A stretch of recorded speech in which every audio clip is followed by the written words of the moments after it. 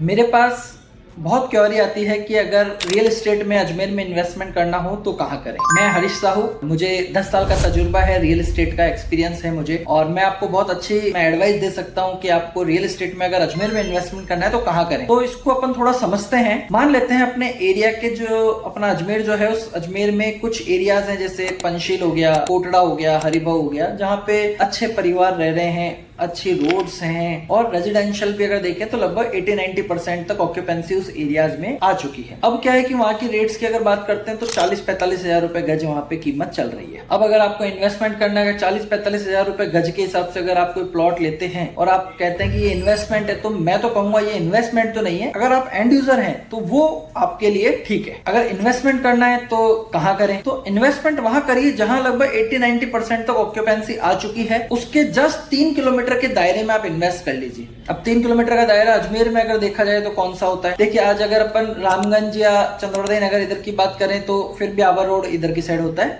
लेकिन वहां पे अभी कोई डेवलपमेंट नहीं है, गवर्नमेंट की तरफ से कोई डेवलपमेंट उस एरिया में नहीं है, तो वहां रिटर्न नहीं मिलेगा। अब अपन आ जाते हैं नारेली की साइड में, जहां मदार का एरिया अच्छा डेवलप हो रखा है, फिर उसके आगे नारेली एरिया है, तो वहां पे भी आप देखेंगे तो कुछ भी ऐसा पालरा इंडस्ट्रियल एरिया है, तो इंडस्ट्रीज के पास में कोई रहना नहीं चाहता, बहुत पॉल्यूशन होता है, तो उस वजह से वहां कोई रहना नहीं चाहता। तो अब एक ही एरिया बसता है अपने अजमेर में, जो कि बसता है माकड़वाली और लोहागली। और गवर्नमेंट का भी अगर आप देखें तो गवर्नमेंट भी बहुत ज्यादा ध्यान दे रही है अभी इस एरिया पे। जैसे कि यहाँ पर अभी आईटी पार्क आ रहा है, मेडिकल कॉलेज मैक्सिमम इस 2 साल के अंदर मुझे लगता है बन के तैयार हो जाएगा।